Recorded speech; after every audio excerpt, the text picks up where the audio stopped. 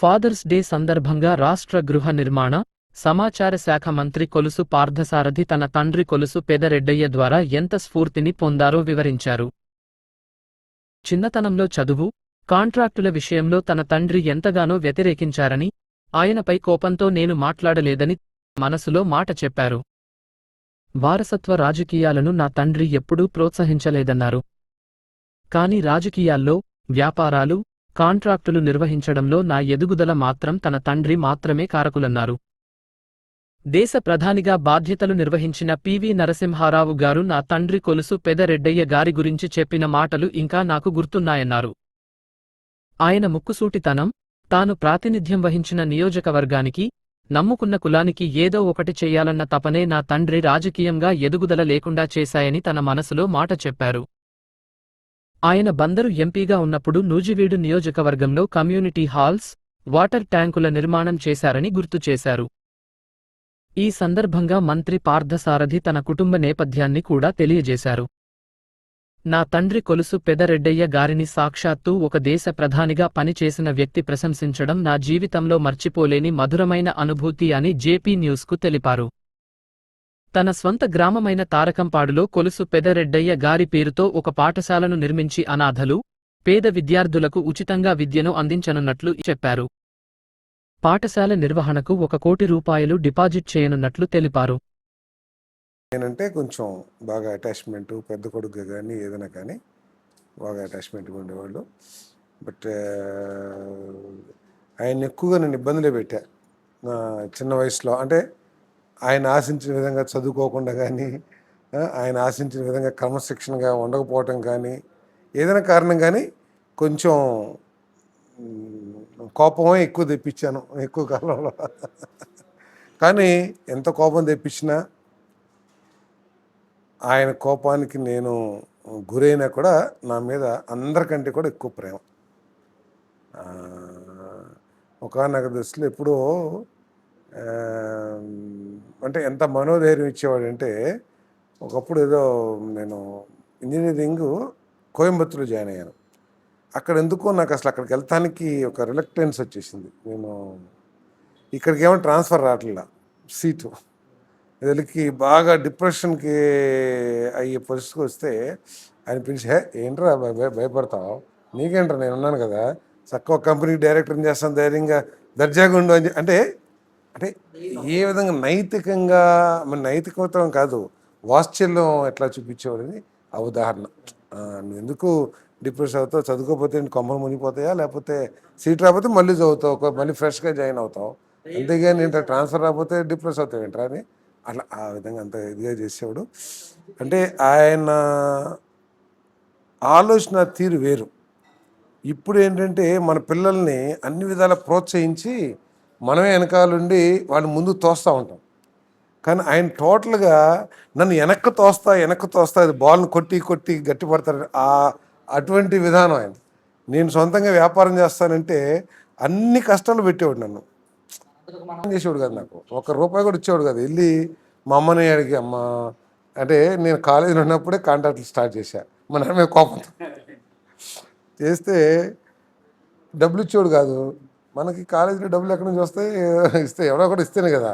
మా అమ్మ దగ్గరికి వెళ్ళి మెల్లగా ఏడ్చి, అది కాదమ్మా ఇది కాదమ్మా అంటే, అరే నాన్న తిడుతున్నాడు అది అని చెప్పేసి 10,000 20,000 చేతిలో పెట్టేది. సో అంటే ఏంటంటే ఆ రోజు నాకు నా తండ్రి వ్యతిరేకంగా ఉన్నాడని అనిపించినా కూడా నేను ఈ విధంగా రాడు తేలటానికి కానీ జాగ్రత్త. అభివృద్ధి వదిలేసాడు, అభివృద్ధి భగవంతుడు ఇస్తాడు, భగవంతుడు ఆశిస్తే మనం వెళ్తాం. కానీ భగవంతుడు ఇచ్చిన దాన్ని మనం నిలుపుకుంటాం ముఖ్యం. భగవంతుడు అందరికీ ఇస్తాడు అవకాశాలు, భగవంతుడికి వివక్ష ఉండదు కదా, నువ్వు ఒకటే నేను ఒకటే. అవకాశం ఇచ్చినప్పుడు దాన్ని నిలబెట్టుకునే స్కిల్స్ మనకు కావాలి.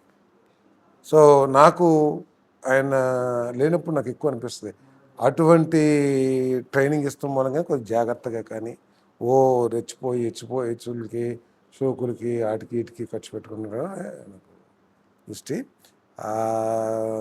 భగవంతుడు ఇక్కడ కేవలం ఆయనే. ఆయన మన నాకు ఎక్కడ అంటే మా గురించి ఎంత ఆలోచించామంటే, 2009లో ఇక్కడ పార్లమెంట్ పోటీ చేశాడు. తర్వాత కూడా పోటీ చేయాలని కోరిక ఉండేది. నాన్నగారు ఎంపీ అయ్యేంత వరకు 50 లక్షలు, కోటి, కోటిన్నరలోనే ఉండేది ఎలక్షన్ బడ్జెట్ రేంజ్. సడన్గా 2009 తర్వాత ఈ 30 కోట్లు, 40 కోట్లకి అయిపోయింది.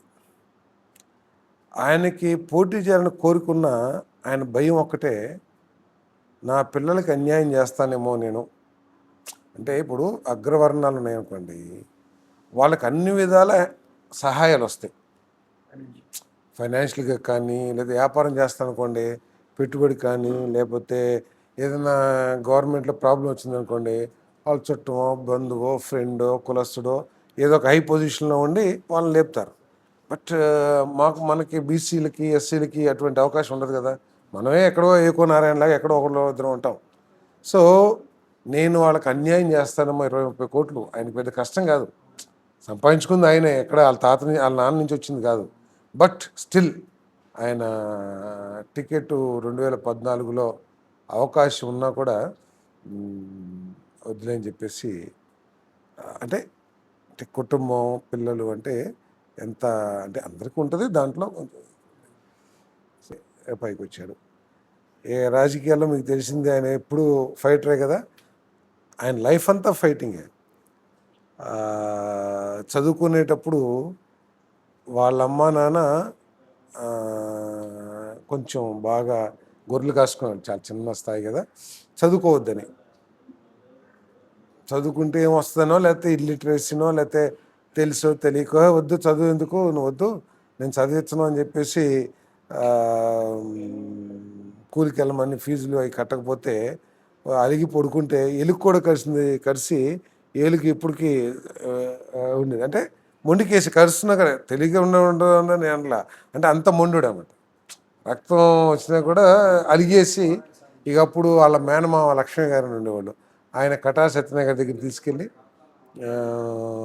అంటే మా కులంలో అప్పుడు ఆయన పెద్ద కదా, ఆయన దగ్గర తీసుకెళ్ళి ఆ కాలేజ్ ప్రిన్సిపల్తో మాట్లాడి, వాళ్ళ మేనమామ ఏదో డబ్బులు వేసుకుని, అంటే మా నాయనమ్మ తమ్ముడు, వాళ్ళు కొద్దిగా ఆర్థిక సాయం చేసి చదివించారు. చాలా ఇప్పుడు కూడా అది అట్లా. బిజినెస్లో అప్పటికి అసలు యాదవుల్లో బిజినెస్ అనేది చాలా రేర్. అసలు ఎవరు రేర్ కాదు, ఎవరు లేరు. నా దేశం నార్త్ ఇండియాలో ఉన్నారేమో కానీ ఈ సౌత్ ఇండియాలో ఎక్కడ వ్యాపారస్తులు ఆయన వయసులో ఎవరు లేరు. రాజీనామా చేసి ఆఖరికి ఏ స్థాయికి వచ్చేసాడంటే, వైజాగ్లో ఏదో ఇప్పుడు కేజీహెచ్ హాస్పిటల్ ఉంది కదా, దానికి వైరింగ్ చేశాడు. ఈ వైరింగ్ అప్పుడు ఏదో 10,000-15,000 కాంట్రాక్ట్, దాంట్లో పూర్తిగా లాస్ అయిపోయాడు. ఎంత స్థాయికి లాస్ అయిపోయాడంటే, పామర్లో బస్సు దిగితే మా ఊరు వెళ్తానికి బస్ ఛార్జీలు లేక లారీలో, ఈ మట్టి లారీలు ఏంటి విషయం, మా అమ్మని నన్ను ఆ లారీలో తీసుకుని అడ్డోడి దగ్గర దిగి నడుచుకుంటూ వెళ్ళాడు. అంటే ఆ స్థాయికి పడిపోయాడు. సో మళ్ళీ వదలకుండా వచ్చిన తర్వాత తాతారావు గారు ఉండేవాళ్ళు, నార్ల తాతారావు అని, మీరు పేరుండి ఉంటారు, మీకు తెలీదు. ఆయన ఎలక్ట్రికల్లో స్టాల్వర్ట్, ఎలక్ట్రికల్ ఫీల్డ్లో నార్ల తాతారావు. మన గుడ్లవల్లి దగ్గర అదేదో పేరుంది ఆ ఊరు ఆయన. యాక్చువల్గా ఆయన చైర్మన్ అయితే సరే, ఆయనకి కుల పిచ్చని మనం అనలేం. ఒక స్థాయికి వచ్చిన తర్వాత ఏంటంటే, వాళ్ళ కళ్ళ ఎదురుగుండా ఎవరైతే కనపడతారో వాళ్ళు పికప్ చేస్తూ ఉంటారు. వాళ్ళ పనుల్లో ఉన్న బిజీ కానివ్వండి, ఎందుకంటే అంతటి మేధావులు అంత ఇదిగా ఆలోచిస్తారని నేను భావించను. ఆయనకి అప్రోచ్ కావాలి కదా. ఇప్పుడు నా దగ్గరికి వచ్చిన వాళ్ళని నేను చేస్తాయి తప్పితే ఆ ఊర్లో ఎవరున్నారు ఎత్తుకోండి పట్టుకురండి అని అనను కదా. అట్లాగే కొంతమంది అగ్రవర్ణాలు మాత్రమే కాంట్రాక్టులు చేసే స్టేజ్లో మా నాన్నగారిని పూర్తిగా తొక్కేస్తానికి ప్రయత్నం చేస్తే చాలా ఇబ్బంది పడి ఆ రోజు కొంతమంది బీసీ ఎమ్మెల్యేలని, తర్వాత రాజారాం గారని, మీకు తెలియదు, మీరు ఎంత చిన్నపిల్లలు కాబట్టి, ఫైనాన్స్ మినిస్టర్ ఉండేవాడు 1970s, మీకు తెలీదు, ఈవెన్ 83 దాకా కూడా ఉన్నట్టుందండి. ఆయన ముదిరాజు, కొంచెం బీసీ మూమెంట్ హైదరాబాద్ ఎక్కువ ఉండేది, ముదిరాజులు వీళ్ళంతా కూడా. సో ఎవరో ఒక ఎమ్మెల్యే నాన్నగారిని రాజారాం దగ్గర తీసుకెళ్తే, అరే బీసీలు ఇంత ధైర్యంగా కాంట్రాక్టులు చేసేవాడు దొరకడు, నేను ఎందుకు చేస్తానని చెప్పేసి తాతారావుని గట్టిగా మందలించి ఆయన కూడా ఒక వర్క్ ఇప్పించి తర్వాత అలా తర్వాత ఏషియన్ గేమ్స్ ఢిల్లీ, అప్పుడు ఇందిరాగాంధీ గారితో కూడా నాన్నగారికి మంచి సంబంధాలు ఏర్పడినాయి పివి నరసింహారావు గారి ద్వారా సత్సంబంధం. సో అప్పుడు ఏషియాడు, తర్వాత 83 ఎమ్మెల్యే. 83 కాంగ్రెస్ అంటే ఆయన ఎప్పుడు కూడా ఎట్లా ఉండేవాళ్ళు అంటే కాంగ్రెస్ ఎమ్మెల్యేనే. ఆ, కాంగ్రెస్ ఎన్టీ రామారావు దించేసారు చూసారా. దించేసినప్పుడు ఈ నన్నపల్లి రాజకుమారి ఎవరైతే టీడీపీ నుంచి చేశారో ఆయన్ని అసెంబ్లీలోనే అవమానించారు. మీకు గుర్తుందో లేదో, గాజులు పగలగొట్టి, మీకు తెలియదేమో, ఆ, అవమానించి ఆయన మీదకి ఎగబడిపోయారు. ఎగబడిపోతే కాంగ్రెస్ ఎమ్మెల్యే అయ్యిండి కూడా వెళ్ళి వాళ్ళందరూ తోసి అసెంబ్లీలోనే ఏం మాడుతున్నారు ఆయన అంటే ఈయన కొంచెం బూతులు రాదులే, ఆయన కొంచెం గట్టిగా హార్ష్ భాష, తమాషాగా ఆయన ఏంటి, ఆయన కెపాసిటీ ఏంటి, మీరేంటి అని చెప్పేసి వాళ్ళని గట్టిగా తోసేసి ఆయనకి రక్షణ కాదు ఉన్నాయి అడ్డం ఉండటమే కాకుండా అట్లా ఉంటే సస్పెండ్ చేశారు Congress party. Congress party suspend చేస్తే అప్పుడు మళ్ళీ దించేశారు కదా ఎన్టీ రామారావు. మళ్ళీ ఈయన ఎక్కడ తెలుగుదేశంలో చేరతాడు, మళ్ళీ పివి నరసింహారావు గారు వాళ్ళంతా ఇందిరాగాంధీ దగ్గరికి వెళ్ళి క్యాన్సిలేషన్ చేయించి ఇక్కడ కూడా ఫస్ట్ నుంచి కూడా ఇక్కడ సోషల్ దాని మీద ఫస్ట్ నుంచి ఆయన చాలా ఇదిగా ఉండేవాళ్ళు. ఆయన ఎమ్మెల్యే అయినప్పుడు ఇక్కడికి బై ఎలక్షన్ వచ్చింది, బందర్ బై ఎలక్షన్ వస్తే ఎవరు వెంకటస్వామి గారు అని చెప్పేసి ఆయన కూడా యాదవ్ తెలుగుదేశంలో గెలిచాడు 83లో. ఆయన చనిపోయాడు సడన్గా. అప్పుడు టికెట్ లక్ష్మణ్ సాగర్ అని ఫిషర్మెన్ ఉండేవాళ్ళు, వాళ్ళు కూడా జమీందారులు యాక్చువల్గా, తర్వాత చితికిపోయారులేండి. ఆయన 3 సార్లు ఎమ్మెల్యే అయితే ఆయనకి టికెట్ ఇవ్వమని నాన్నగారు, కోటేశ్వర గారు వీళ్ళంతానేమో అంబులు తెలుసా, చిలంకుర్తి వీరాసేవని అంబులు గారు ఉండేవాళ్ళు, అంబులు గారికి ఇవ్వాలని కాపులు వాళ్ళు, ఈయన ఫిషర్మెన్కి ఇవ్వమని చెప్తే, సో అంటే ఫస్ట్ ఎమ్మెల్యే అయిన వాళ్ళు పార్టీకి వ్యతిరేకంగా పనిచేస్తానికి వెనకాడతారు. అంటే ఆయన సోషల్ ఫీలింగ్ గురించి చెప్తున్నాను నేను.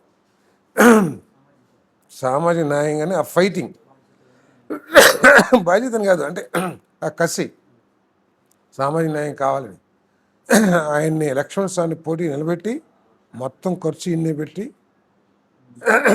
అంటే ఓడిపోయారు అనుకోండి, అఫ్కోర్స్ ఓడిపోయారు. అట్లాగే 87లో కూడా పిన్నెల కోటేశ్వర గారేమో జిల్లా పరిషత్ చైర్మన్, ఈయనేమో అంటే ఏంటి జిల్లా పరిషత్ ఒక వర్గానికే మీరు రాసి ఇచ్చేస్తారంటే ఎప్పుడు ఆయన అయ్యేవాడు 60s నుంచి అనుకుంటా, లేదా 70s నుంచి ఎప్పుడు పిన్నెల కోటేశ్వర గారు ఉండేవాళ్ళు చైర్మన్గా. మీరు ఎవరా అని చెప్పేసి ఫైట్ చేసి ఇండిపెండెంట్గా పోటీ చేశారు. అప్పుడే 70,000 ఓట్స్ వచ్చింది. జిల్లా మొత్తం క్యాండిడేట్ని పెట్టాడు, ఏదో ఎంపీపీ క్యాండిడేట్స్ని పెట్టి ఆయన ఇండిపెండెంట్ పోలీసు. అంటే ఆయనకి సోషల్ దాని మీద కొంత అంత కసి. ఇప్పుడు మేమందరం కూడా ఇప్పుడుండే సోషల్ నాయకులు ఏంటంటే అవకాశం వచ్చినప్పుడు సోషలిజం గురించి మాట్లాడతాం, కానీ ఫైట్ చేసి తేల్చుకుందాంరా అని అంటే ఇక్కడ తేల్చుకున్న మా నాయకత్వాలతో మేము అట్లా మాట్లాడలేం, ఆ విధంగా కూడా చెయ్యం. సో మనకు నష్టం వస్తున్నా పర్లేదు కానీ ఆ సామాజిక న్యాయం కావాలనే టైపు అయింది. ఇప్పుడు నేనున్నాను, నేను బయట ఉపన్యాసం బాగా చెప్తా, నాకు అవకాశం వచ్చినప్పుడు వాళ్ళ కోసం ఫైట్ చేస్తా, నా స్థాయిలో నేను నిర్ణయించేది ఉంటే సోషల్ జస్టిస్ గ్యారంటీగా చూస్తా. కానీ ఇప్పుడు వెళ్ళి నేను పార్టీలో చెప్తాను సార్ ఇది సార్ ఇది సార్ అని, అంతే రైట్ ఎందుకు ఎవరు డామ్ డూమ్ అని అట్లా నేను చేయలేను. సో బట్ ఆయన అట్లా కాదు, ఆయన పార్టీ ఏమైనా అనుకునే డామ్ డూమ్ అని చెప్పేసి తెలుసుకునేటైతే అంటే సోషల్ న్యాయం కోసం అది. తర్వాత పార్లమెంట్లో అసెంబ్లీలో బీసీలకి 50% రిజర్వేషన్ అంటున్నారు కదా. ఇప్పుడు మొట్టమొదటి బిల్లు పెట్టిన వ్యక్తి పార్లమెంట్లో, ప్రైవేట్ బిల్లు, బీసీలకి చట్టసభల్లో 50% రిజర్వేషన్ ఇవ్వాలి అని చెప్పేసి బిల్లు పెట్టిన మొట్టమొదటి వ్యక్తి ఈ దేశంలో కొలుసు పెద్దిరెడ్డి యాదవ్. సో దాని మీద దాదాపు 2 రోజులు చర్చ జరిగితే దేశంలో ఉన్న రాజకీయ పక్షాలన్నీ కూడా రెడ్డి గారు చాలా మంచి బిల్లు ప్రవేశపెట్టారు, మేమందరం కూడా సపోర్ట్ చేస్తామని చెప్పేసి ఆన్ రికార్డ్ అసెంబ్లీ సమావేశాల్లో చేశారు. కాకపోతే ఏంటంటే ఓటింగ్ పెట్టమంటే పెట్టలే గవర్నమెంట్. సో అది so all is life is a fighter. కొంత ఇచ్చేవాడు, ఫస్ట్లో ఎక్కువ ఇవ్వలేదు కానీ నాకు ఆయనకి 97లోనే ఎప్పుడో కొంచెం ఏదో చిన్న వ్యక్తిగత విషయం అంటే కుటుంబ విషయంలో కొంచెం బాగా డిఫర్ అయిపోయి నేను బయటకు వచ్చాను. సో ఆయన ఏంటంటే నాతో మాట్లాడేవాడు కాదు, నేను మాట్లాడాను కాదు, నేను మా ఇంటికి వెళ్ళాను కాదు, ఆయన నా దగ్గరికి వచ్చేవాడు కాదు. కానీ నేను ఏం చేస్తున్నాను, రాజకీయాలకు వచ్చాను, తిరుగుతున్నాను, నేను ఏం చేస్తున్నాను, నన్ను ఎవడెవడు తొక్కుతానికి ట్రై చేయాలి అంటే కాంగ్రెస్లో ఆ గ్రూప్ పాలిటిక్స్ ఎక్కువ ఉండే, ఒకడు సపోర్ట్ చేస్తే ఒకటి తొక్కేస్తాం. ఇప్పుడు ఉందానికి ఇక్కడ గ్రూపులు ఏమంటారు, బాబు గారికి లోకేష్ గారికి మొత్తం సమాచారం ఉంటుంది కాబట్టి వాళ్ళు డిసైడ్ చేస్తారు. కాంగ్రెస్ అట్లా కాదు, ఇక్కడ కోటేశ్వర గారి గ్రూపు లేకపోతే వెంకట్రావు గారి గ్రూపు అట్లా ఉంటాయి అన్నమాట. ఎవరెవరు ఏం చేస్తున్నారు, మా వాడిని ఎవడెవడు ఇబ్బంది పెడుతున్నారు అని పైనుంచి చూసుకుంటూ ఎక్కడన్నా నాకు నష్టం కలిగిస్తున్నారంటే ఆయనకి సంబంధాలు ఉన్నాయి కదా, ఎంపీగా చేశారు. సో అవసరం వచ్చినప్పుడు ఆ విధంగా బ్యాక్ నుంచి నన్ను సపోర్ట్ చేశాడు తప్పితే మా వాడికి టికెట్ ఎందుకు ఎవరు డామ్ అండి. మొట్టమొదటిగా ఆయన పేరు మీదే రెడ్డి గారి అబ్బాయిగానే నేను మొట్టమొదట కాంగ్రెస్ టికెట్ 2002లో బై ఎలక్షన్లో తీసుకొచ్చాను. అప్పుడు కూడా నా ఎలక్షన్ క్యాంపెయిన్కి కూడా రాలా, ఉయ్యూరు నుంచి పోటీ చేశాను. ఆయన ఉయ్యూరు నుంచి ఎమ్మెల్యే చేశాడు, ఎంపీ చేశాడు, కానీ ప్రచారానికి రాలా. 2004లో నాకు కాంగ్రెస్ టికెట్ ఇచ్చారు. అప్పుడు మాత్రం ప్రచారానికి వచ్చాడు. ప్రచారానికి వచ్చి ఆయన ఇచ్చిన ఒక డైలాగు నాకు చాలా లాభం చేసింది.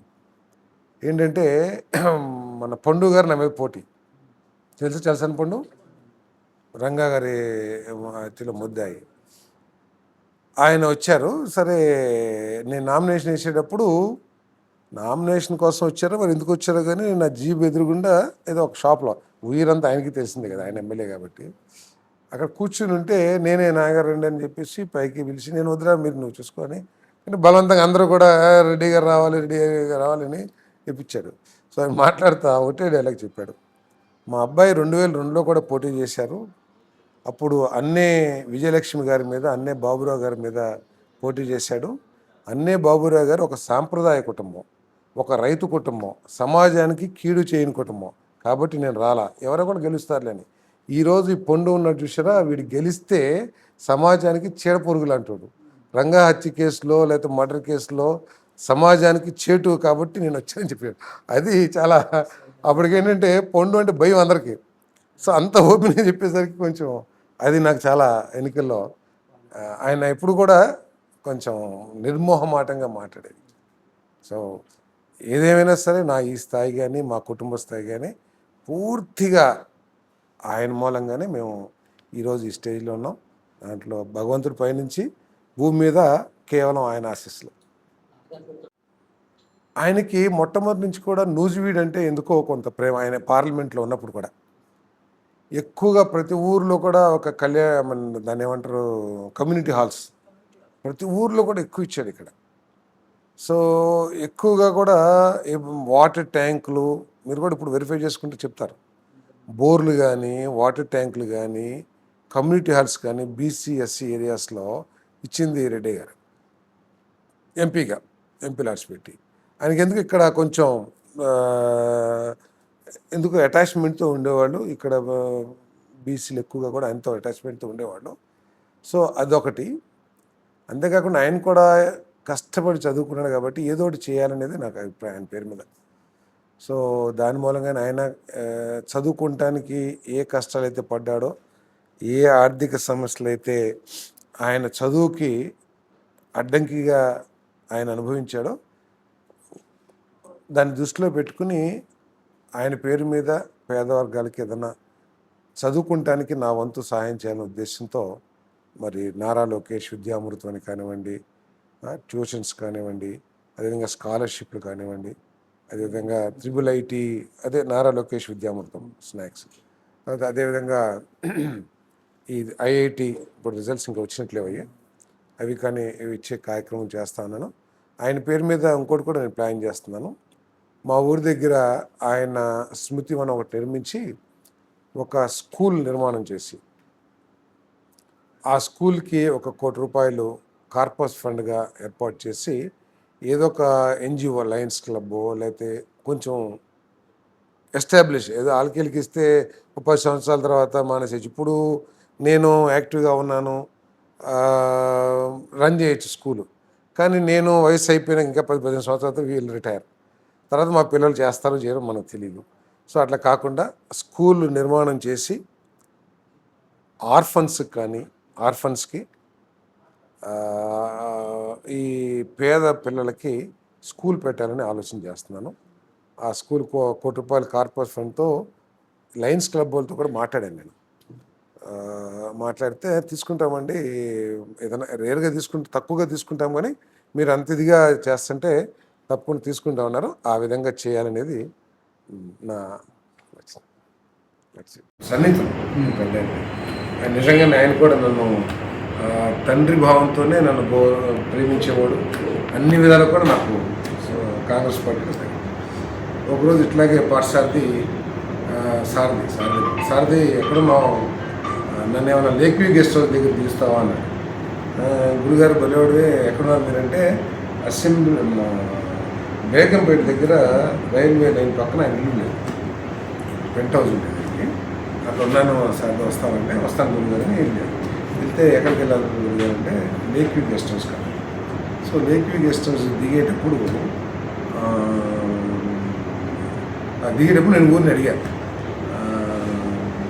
ఏంటి గురుగారు ఏమైనా కాంగ్రెస్ మన పార్టీ మీటింగ్ ఏమైనా కాంగ్రెస్ కన్నా ఏమైనా మన పార్టీ మీటింగ్ ఏమైనా ఉందా అని అడిగాను.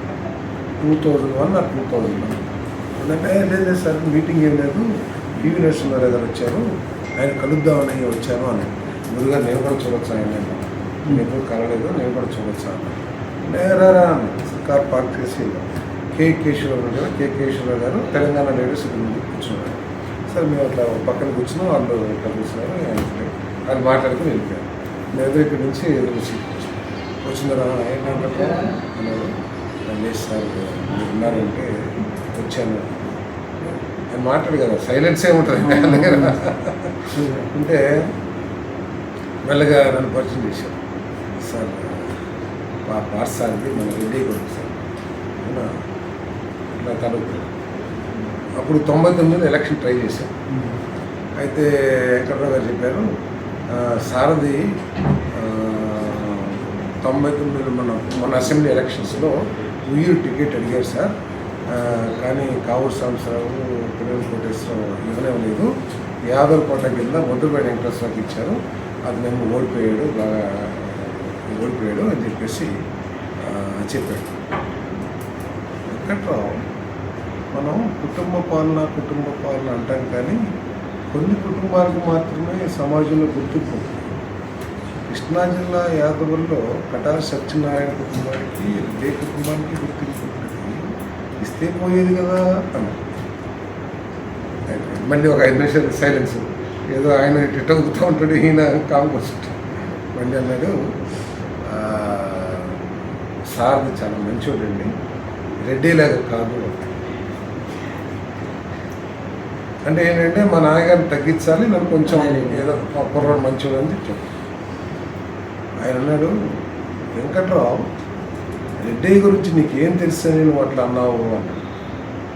అని రెడ్డయ్య కాంప్రమైజ్ క్యారెక్టర్ కాదు కాబట్టి వాడు వాడే అన్నాడు. వాడు రాజకీయాల్లో ఫెయిల్ అయ్యాడు. మీ కృష్ణా జిల్లాలో బతికి బట్టకట్టగలిగాడంటే మీతో ఢీ కొట్టి వాడు సామాన్యుడు అంటావా అన్నాడు.